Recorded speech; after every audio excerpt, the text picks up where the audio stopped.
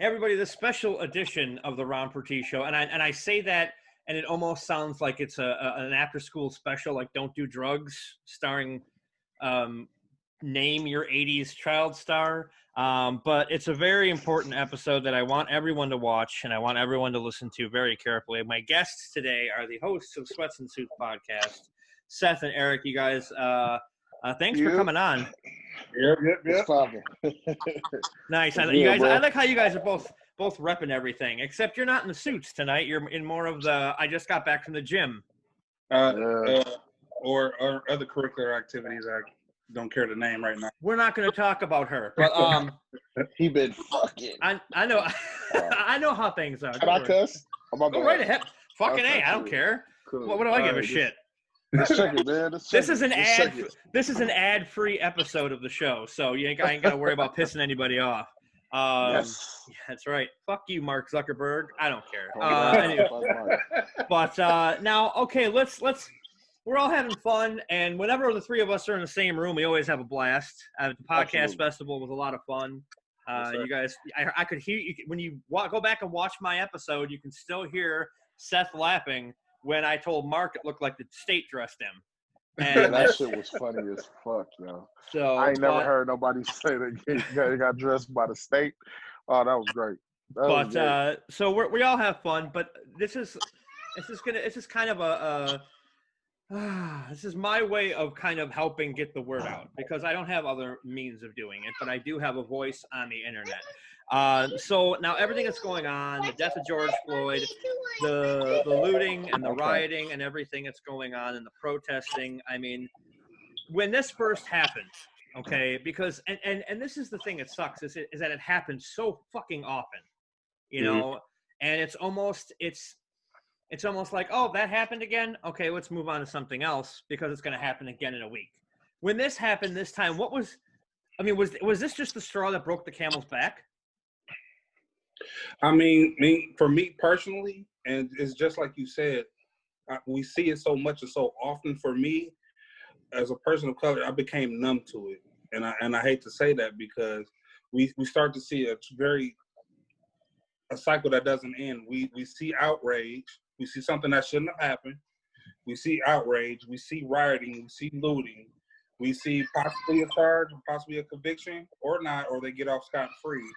Then we're right back at the start of the cycle with no change, and we're no further than where we started. All right, what about you, Seth? In a sense, yeah. I mean, on the back of a lot of other stuff happening, like you gotta even with like a lot of the other incidents that have happened, it was a lot of isolated incidents, so to speak. But okay, kid, all right, my fault. That's my youngest boy. I guess in a sense it was that, but then you're coming off of a Arbery situation. You're coming off of being quarantined, which, you know, was a lot of stuff that a lot of people were dealing with mentally, because that was rough on everybody. You know what I'm saying? So already going through that, the Arbery situation, or, you know, the young man who was jogging and killed by those two gentlemen and recorded by another. On top of just here was a young man by the name of Joe, who was a friend of mine's, like best friend. He was choked out by an off-duty officer. I think he was choked and killed at a house party. I want to say that's what happened. Like, you know, details are shaky, but he was still killed by an off-duty officer who is, I want to say, is charged for murder, but is on leave with pay. So there's been a lot really going on in general. And then having seen the video, 9 minutes with your knee on somebody's neck, it was super extreme. Like, you know, even the Eric Garner situation where he was choked out was extreme because you saw it. You know, a lot of these things you're seeing on camera, but this, like, I don't know, this one felt like it was super extreme. You got a guy just standing with a knee, like kneeling essentially on this man's neck, fam. The visual of that, plus everything else was going on, yeah, essentially it was the straw that broke the camel's back, and now, you know, you got to deal with what happens.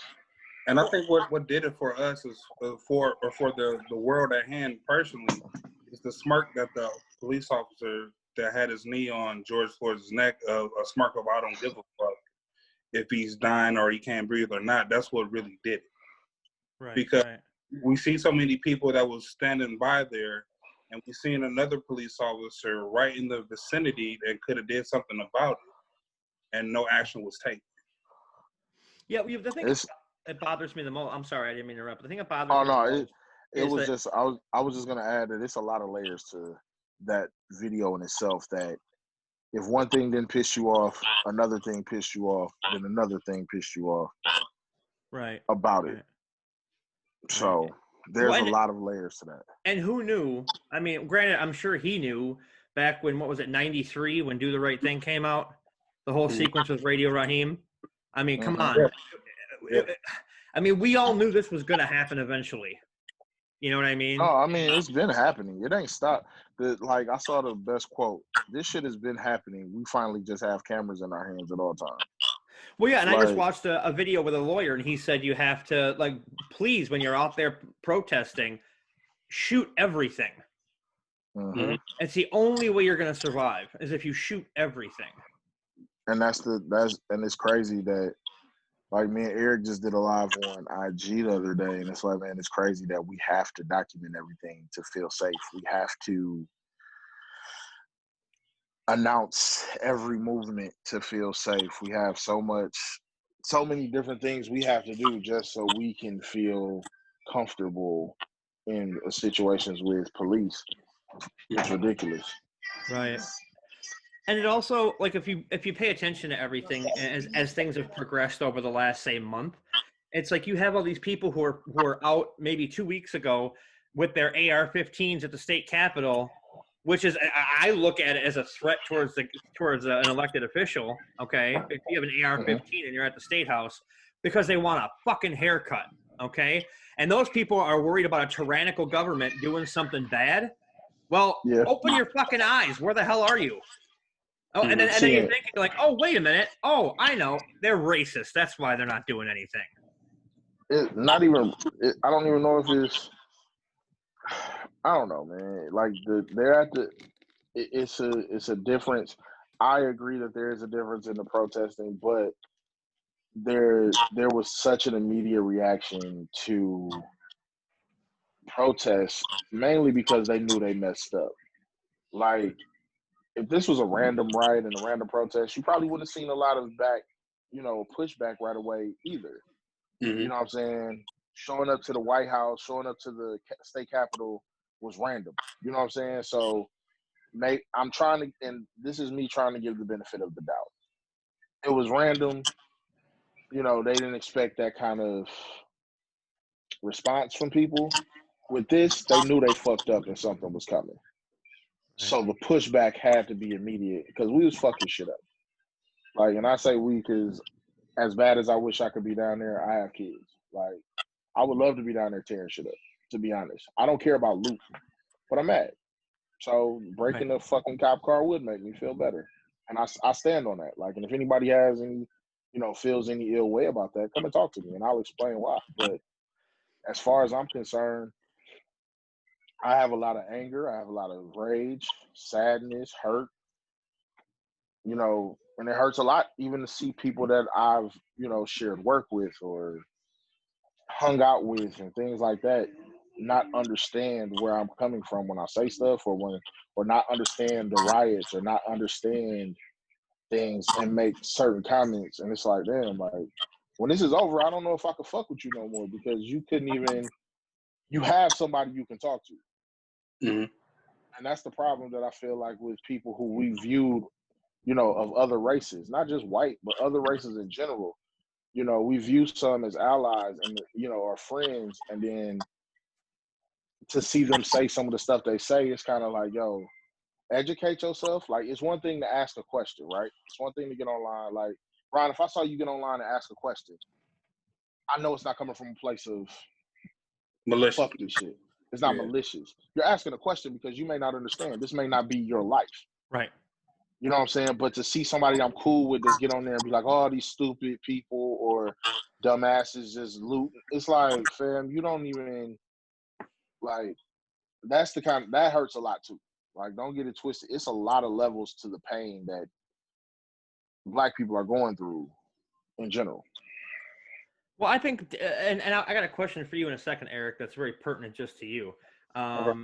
Now, my whole thing is that you're not allowed to tell someone who has been oppressed, whose race has been oppressed for 400 plus years, who has to deal with this shit on the daily basis. You know, you're not allowed to tell them how to feel and how to react to things. You know what I mean? You just shut the fuck up and listen to them. You know what I mean? Learn something before you make an assumption. Right. You know, and now, even when the people were out there protesting for stuff to open back up, I didn't agree, but you didn't see me go bash them. Like, you know, if that's how y'all feel, protest. If y'all felt like shit should be open, cool. I personally didn't agree because I was worried about what was going on in my city. Milwaukee is like the biggest city in the fucking state. We have a lot of cases going on in our neighborhoods. Like, my mom lives in the neighborhood where they had the most coronavirus positives. Like, she's right on the border of that. My son is over there all the time. There's a lot of different feelings versus those when I drive trucks. I drive out to Manitowoc, or I drive out to, you know, Lancaster, Wisconsin. They got 2 and 3 cases. Of course they can't feel where I'm coming from about this. Of course they don't understand how I feel about it. Of course they don't understand the anger, rage, and pain. Of course they don't, because they're removed. So I try to chalk a lot of shit up to ignorance and unknowing, but still, bro, it's still a way to do it. It's a way to be informed. It's a way to be an ally without jeopardizing yourself, so to speak. Is it a point of being ignorant or annoying, or is it a point where it really doesn't affect me, so I really don't need to or want to know in the first place? Out of sight, out of mind. Myself. Out of sight, out of mind, bro. Like, you know what I'm saying? Like, people say out of sight, out of mind with money. Think about it. They like, oh, you know, do a 401k.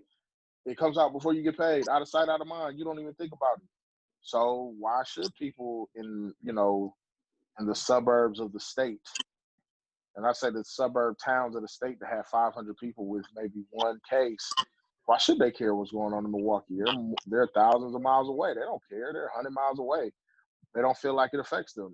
And you know, to a certain extent, I don't know if I would feel the same way. I don't know if I lived out there, had the privilege of staying in a town that only had 3 people, would I feel the same way? I don't know. I can't say that I don't know if I would or I wouldn't. I know I would empathize and try to sympathize with the people, but everybody don't have that in them. Mm-hmm. And it's also a matter of, like, if someone's ignorant to something, how willing are they going to be to listen to you to get smartened up about something? Mm-hmm. You know what I mean? That's another thing. Now, Eric, I got a question for you, because you're big in the church. And what is your church in particular? What is their kind of reaction to this? Are they taking a stance on it? I want to know the religious aspect of it now too, because you've got the stuff going on, but then there's like the stuff that happened at St. John's by the White House, where he basically if he could have murdered him, he would have. I mean, let's be honest. So he can do a photo op of the Bible. You know what I mean? What's the religious response to all this? Well, as far as speaking as the trying to be a spokesperson for the religion as a whole, I can't do that. But what I can, how about drumming religious people? Drumming religious drummers. Yes. What do religious drummers have to say about this? That's like the drumming community, or even from my church as a whole. Like I said, they're feeling the same way as everybody else is, because, you know, Christianity and Christian or religious people themselves, or anybody that believes in a higher power, they try to take a sense of peace when they try to approach difficult situations. But they're trying to understand and comprehend, like, how much peace can we outpour in the community before we see that it's not having the effect that we need it to have in order to progress the changes that we actually need. So we're in the process of a gray area where we're trying to figure out how much force is necessary in order to get the attention, in order to where we can sit at the table, so where we can talk about affecting more change, or do we still stand along the lines in the areas that need prayer and pray for the situation to get better? So we're trying to figure out where's the happy medium to where we're still obeying the guidelines of what we believe in as far as the Bible goes, but we're still trying to be mindful that, like, yo, we still have the power of free will, and we're trying to, where do we go from here, basically? Right. And then, I mean, a lot of people, I've been seeing online, they're saying things like, oh, well, Jesus wouldn't have done it like this. And it's like, I'm sorry, but did you not see what he did in the temple? Mm-hmm. I mean, well, granted, everything I know about Jesus came from The Last Temptation of Christ by Martin Scorsese, so I don't exactly know a whole bunch. But, I mean, Willem Dafoe did go in there and fuck up some shit. So, I mean, he went in there and I mean, but people don't seem to get that, and that sometimes a voice isn't loud enough. Mm-hmm. Sometimes you gotta ball up your fist and you gotta tell people, and it just boggles my fucking mind what's going on. How we're in 2020, all right? You still have blatant racism from the highest government official in the land. You still have people who can't come out of the closet because they're too scared to do it because of what might happen to them. You got people who are hiding some of their religions because of what's going to happen. Religious freedom, my ass. It's just, I mean, at what point have we hit rock bottom yet as a country, do you think? We damn close. No, bro, I think we're there. I think if we change the slogan of the United States of America, land of the free, home of the brave, to some other shit to give a real disclaimer of what America is about, then I think a lot more shit more crystal clear in my eyes. I think it should be America, abandon all hope, ye who enter here. Shit. Or shit, if you can make it here, you straight. I mean, it's hilarious to see all the Europeans just sit out there and Europeans are watching and they're just like, they're sitting back eating popcorn while they're quarantining from COVID because that's all they got to worry about is the COVID. They don't have to worry about shit like this. Well, I can't say that because, like, there is, like, and this is, I can't talk about other people's shit because I don't live there. So I never say other countries aren't going through anything simply because I don't know. And when it's shit that I'm uninformed about, I shut the hell up. So I get, like, I think that some foreign countries are probably cool, but I mean, there's uprisings everywhere. There's, fucking London even had plagues, bunch of shit, like terrorist attacks. There's shit everywhere. You know what I'm saying? I just have to worry about our shit and what's going on here. Like, if they got stuff going on, prayers to them. But we got so much shit going on here, like that. Man, like, think about it, fam. We're trying to send money to help aid other countries, and Flint still ain't got clean water. Actually, I have a buddy that lives in Flint. He says they're about 75% better. But 75%. Look how long it took them to get to 75% better. When I was gonna say, when did we find? Let me see. When did we find out about 4 or 5 years ago? Fucked up water. Yeah. 75%. Yeah. Fuck them. Yeah, like, so it's I remember I submitted a film to a film festival in Flint, and I was like, if I get in and we go to the festival, I'm just gonna load my trunk. I got a Jeep. I'm just gonna load my Jeep up with bottled water and bring it with me, and be like, here you guys go. What do I need it for? I'm from Wisconsin. We suck right from the cow. So, and it's especially good for you, Seth, when you're out in like Lancaster and Manitowoc, where the cows are free roaming cows, and they're just like free milk. I saw cows running as a group today. That shit was amazing. And then I saw them all huddled up under a tree because it was hot as shit outside. I'm like, yo, nature is crazy, fam. But I don't fuck with them. I just leave them be, fam. Right? Exactly. I was about as close to a horse as I've ever been when I was doing this delivery. And he was like, no, don't worry.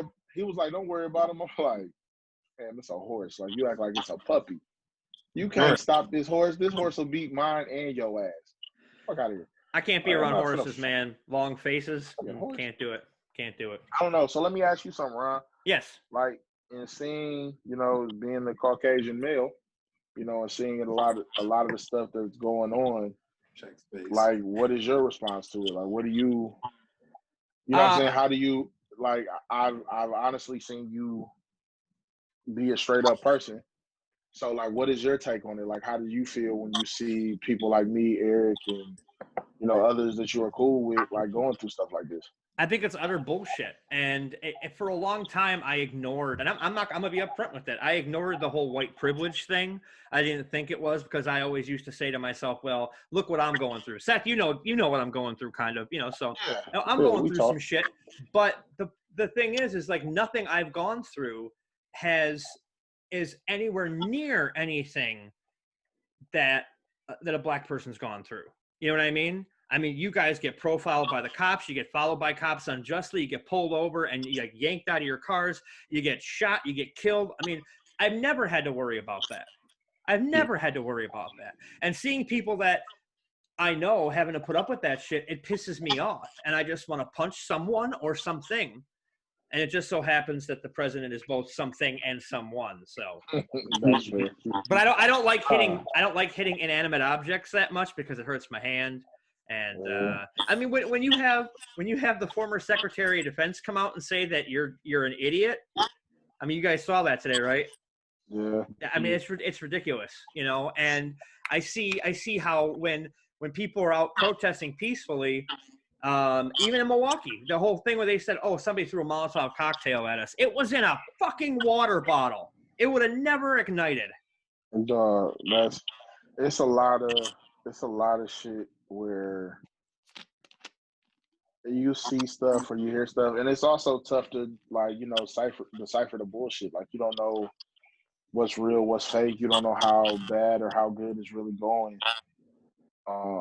You kind of have to follow people's, like, what they post on. You gotta follow real lives. You have to know people who are alive and on the ground to really see what's going on. Like, I've seen a lot of peaceful shit. I've seen a lot of people tear shit up. And when people kind of make comments about like tearing stuff up, first thing out my mouth is, "Well, we tried to take a knee." You see how that went?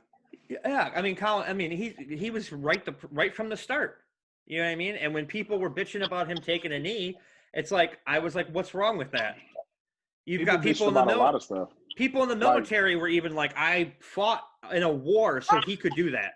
Yeah, and I tell people that all the time. Like, there was a real article, but nobody talks about, where he had a conversation with somebody in the military, and that's why he started kneeling. Initially, he was just sitting down, and the guy said, "Why don't you take a knee instead? It's a little more respectful than just sitting down." And Colin Kaepernick and him had a great conversation. I swear, if I could find that article and post it every day, I would. But it's not even about that, bro. It's about why he did it. Like, the narrative changed so swiftly to take the light off of what's going on, what we should have been talking about this whole time. But the fact that we try to switch the narrative, we don't have, besides social media, like media outlets to reach the masses at one point in time to let them, like, no, that wasn't about disrespecting the flag or the soldiers. It was about police brutality and injustice the whole time.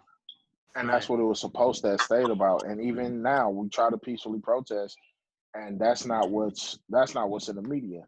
Okay, so we've tried kneeling. We tried to be peaceful. We tried to just get answers. All we wanted to do was be treated fairly. Okay, now we're gonna start fucking all this shit up. Well, I mean, and that's gonna get the cameras here. Well, you look at somebody like Martin Luther King, who tried doing it peacefully, and you know what he got? He got shot for it. Got shot. You know what I mean? Everybody, all our leaders, man. Dude, look, if you about something and you preaching something, or you have a power for change, there's a good chance you are gonna die, and that is just a fact. I'm sorry, like, some of our most powerful leaders either been killed or died in mysterious ways. There's a lot of shit that amazes me after watching that Malcolm X documentary. Like, there was a lot of shit like Who killed Malcolm X? Who killed Malcolm X, fam? After he got killed and shot, they cleared that ballroom out for a party and put all the shit in the basement. That's crazy. And everything just went downstairs. They had the guy who did it on camera walking off. Like, it's so much shit. Like, Ron, I swear, like, if you really wanted to, like, jump into this shit would take 3 hours. This should be a 7-part episode with me and Eric, fam. And I could tell you stories that I've been through. I could tell you good experiences. And that's the thing, man. I'm not one of those people who are gonna sit out here and say that I've had all bad experiences with the police. My worst experience with a cop was a black cop, and I threatened him. And the reason I threatened him is because he was on a motorcycle, and I told him that I should beat your ass and make you call for backup. because you can't take me to jail on a motorcycle. He had said something disrespectful to my mom, and I wasn't going. After blaming me for an accident that really wasn't my fault. So that's the worst experience I've ever had in my life. He didn't listen to my story. He didn't take statements from anybody in the neighborhood. He talked to those people, came back from talking to them and said, "You're getting a ticket." That's it. And I was like, "Fam, you're not even gonna listen to me? Like, there's other people around. People saw it. Like, people were outside. Oh no, they're gonna vouch for you. So you getting a ticket? You wrong." And I just lost it because then my mom tried to talk to him, and he was like, "Maybe if you raised him better." And when he said that, I clicked. I was like 17 or 18 at the time, and I snapped. I fucking lost it because I was like, "Yo, I should punch you dead in your shit." And if it wasn't for like people being out there, I probably would have been in jail, probably right now. Like I was on fire. But I've also had experiences with police where, I was overcautious, and they eased my mind by saying, "Yo, like, relax, you're good. This is a stop." I've had countless encounters with the police, whether good or bad, or whether I was right or wrong. Haven't had a lot of wrong times where I had like issues with the police, but there were a couple of times where I knew I was wrong and I could have got in trouble for it, and it went good. It went okay. So this isn't me saying that all police are bad, but fam, the bad ones are really doing a good job of making the good ones like look shitty. Well, I always thought that it's like if you have 1,000 cops and 10 of them are bad, you don't have 10 bad cops. You have 1,000 bad cops because those other 990 aren't doing anything about the 10 that are bad. Exactly. And that's why I love the police officers that I know, because I know they're not with that. Man, it's a lot. Again, I don't want to have a big let's talk about the police fest. I'll say this, man. Everything that's going on is a reaction. This is not something that we started randomly. This is not something that was kicked off based on people wanting to loot and rob. This was a reaction. This is a reaction. This is not we're not being proactive. Shit is happening, we're reacting. Don't let them, don't let the narrative change. They're hoodlums, they're animals. They're not doing this shit at random. He don't put his knee in his neck, everything is fine. Exactly, because it's not like everybody was out there looting and rioting because when nothing was going on. Mm-hmm. Target would have been safe, right? Well, McDonald's wouldn't have to close. My Target. McDonald's wouldn't have had to close at 7 p.m. There wouldn't have been a curfew. I was gonna order food last night because I had to go out to Burlington to do something for my mom at the rehab, and I was running around the outside. It was like 95 degrees in Burlington, so I'm like, I'm hot as fuck. I'm not gonna go make corn dogs, So I'm like, well, I'm gonna order something. Nobody was delivering anything because of the current climate, but we do kind of the curfew, all of that. Yeah, it's a bunch of bullshit. But I did just get notified we are running out of time. So I do have one last question for you guys, and then we'll tell everybody where they can see the show, because hasn't been a whole lot of actual podcasting going on. But do you think that anything is going to come from this? Yep. Like, do you think this is war? Essentially, I think it's been a war, man. I think this time. Oh, my fault. It's been a war, but I think this time they finally getting what they want, or they finally getting what they thought they wanted, and I think something will come from this. I'm happy with the arrests that have been made in Minnesota. Mm-hmm. I hope that they all get charged, and if they don't, this shit gonna get 10 times worse, man. Yeah, it's not slowing down at all like a lot of other times. Like how long did Ferguson last? A week? Something like that. Oh shit! Ferguson was on fire for a minute. Yeah, but notice it stayed in Ferguson. It wasn't a nationwide. Yeah, it stayed in Ferguson. No, this time is it's nationwide, worldwide. Facts. Yeah, because you got John Boyega from Star Wars coming out yelling at cops over megaphones, and it's like, So when he said he don't know if he gonna have a career after this, I was like, oh shit. Well, I mean, you do what you got to do. You know what I mean? And you got to get people to listen by any means necessary. Absolutely. Because no one's just going to sit there and listen if you say, hey, can I talk to you for a second? You got to grab them by the collar and say, open your fucking ears. Yeah. Right. What you think? You think something gonna change?